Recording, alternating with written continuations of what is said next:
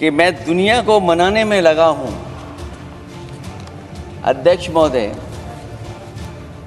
मैं भारतीय जनता पार्टी के लिए बता रहा हूं ये लाइनें कि मैं दुनिया को मनाने में लगा हूं, मेरा घर मुझसे रूठा जा रहा है। तो उन चैनलों से ये लग रहा था कि कराची हमारा हो गया है, लाहौर हमारा हो गया है। किसी चैनल ने किसी को ये भी बताया कि हमने उनको पकड़ भी लिया है। जो कमेंट्री, जो विजुअल्स थे, वो ऐसा लग रहा था कि अध्यक्ष महोदय अब पीओके हमारा हो जाएगा, सरकार सीज फायर करेगी, सरकार ऐलान करेगी। लेकिन इनकी मित्रता बहुत है, बहुत गहरी मित्रता है, और उसका परिणाम ये है कि इन्होंने अपने मित्र से ही कहा कि आप ही सीज फायर अनाउंस कर दीजिए, हमारी कोई जरूरत नहीं है, हम सीज फायर आपसे ही स्वीकार कर लेंगे। लोकसभा में ऑपरेशन सिंदूर पर चर्चा के दौरान समाजवादी पार्टी के अध्यक्ष और कन्नौज से सांसद अखिलेश यादव ने अपने पार्टी का पक्ष रखा।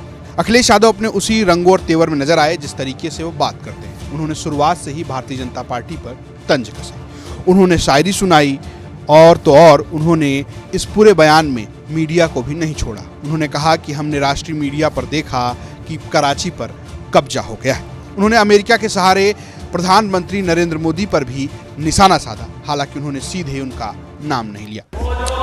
माननीय, मैं बताऊंगा, मैं उस पर ही बोलूँगा। माननीय सभापति, मैं धन्यवाद देता हूं आपको कि आपने मुझे बहुत महत्वपूर्ण विषय पे बोलने का मुझे मौका दिया। अभी मैं तमिलनाडु के डीएमके की माननीय सदस्य कानिमोझी जी को मैं सुन रहा था, और उन्होंने, मैं उनको धन्यवाद देता हूं कि कई महत्वपूर्ण बातें उन्होंने रखी, और अभी भी उनको अपनी अच्छी बातों के लिए बधाई मिल रही है। हमें खुशी है इस बात की कि विपक्ष में जो लोग हैं उनको बधाई मिल रही है, लेकिन सत्ता पक्ष के लोग जब बोल के जा रहे हैं तो उनके सदस्य भी उन्हें बधाई नहीं दे रहा कोई। अध्यक्ष महोदय, मैं धन्यवाद देता हूं आपका भी, और क्योंकि मैं उनकी बात सुन रहा था, उनकी बात सुनने से मुझे कुछ याद आया। मैं ये कहना चाहता हूं 2 लाइनों में कि मैं दुनिया को मनाने में लगा हूं। अध्यक्ष महोदय, मैं भारतीय जनता पार्टी के लिए बता रहा हूं ये लाइनें कि मैं दुनिया को मनाने में लगा हूं, मेरा घर मुझसे रूठा जा रहा है। मैं दुनिया को बनाने में लगा हूं, मेरा घर मुझसे रूठा जा रहा है। अध्यक्ष महोदय, बात शुरू करने से पहले मैं सबसे पहले भारत की सेना, उसका आभार, उसका धन्यवाद देना चाहता हूं। दुनिया में साहसी फौजों में गिनती अगर होती है तो हमारी भारत की सेना सबसे आगे दिखाई देगी।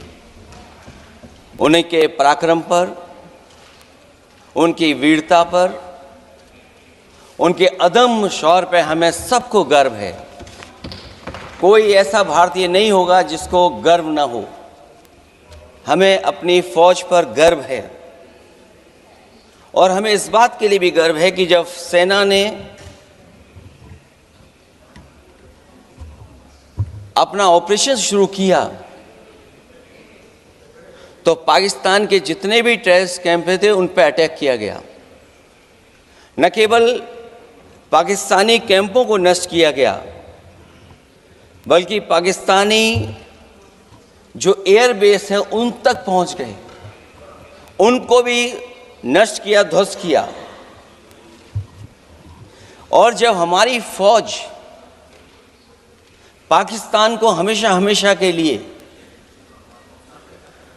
एक पाठ पढ़ा सकती थी, एक एक ऐसा संदेश जाता कि भविष्य में पाकिस्तान कभी ये हिम्मत नहीं जुटा पाता। और ऐसा भी लगा हम लोगों को, क्योंकि अध्यक्ष महोदय, जब हम बड़े बड़े राष्ट्रीय चैनलों को देखते हैं तो उन चैनलों से ये लग रहा था कि कराची हमारा हो गया है, लाहौर हमारा हो गया है। किसी चैनल ने किसी को ये भी बताया कि हमने उनको पकड़ भी लिया है। जो कमेंट्री, जो विजुअल्स थे, वो ऐसा लग रहा था कि अध्यक्ष महोदय अब पीओके हमारा हो जाएगा। हालांकि सरकार के इंजनों को मैं टकराता हुआ देखता हूं। हो सकता है ये मेरा भ्रम हो, लेकिन पीओके के मामले में सभी इंजन हमें एक दिखाई देते हैं। और जहां पीओके पे पहुंचने तक की बात थी, कुछ लोग तो पीओके पर ये कह रहे थे कि हमारा कब्जा हो जाएगा, 6 महीने का केवल हमें मौका मिल जाए। ये अफसर सरकार आखिरकार पीछे कैसे हट गई और क्या कारण था कि सरकार को सीज फायर का ऐलान करना पड़ा? अध्यक्ष महोदय, हमें उम्मीद थी कि सरकार सीज फायर करेगी, सरकार ऐलान करेगी, लेकिन इनकी मित्रता बहुत है, बहुत गहरी मित्रता है। और उसका परिणाम यह है कि इन्होंने अपने मित्र से ही कहा कि आप ही सीज फायर अनाउंस कर दीजिए, हमारी कोई ज़रूरत नहीं है, हम सीज फायर आपसे ही स्वीकार कर लेंगे। हंगामा टाइम्स की तमाम खबरों को देखने के लिए हंगामा टाइम्स को सब्सक्राइब कर लीजिए और बेल आइकन दबा लीजिए। अगर आपको ये वीडियो अच्छा लगा हो तो लाइक बटन प्रेस कर अपनी प्रतिक्रिया हमारे कमेंट बॉक्स में देना मत भूलें।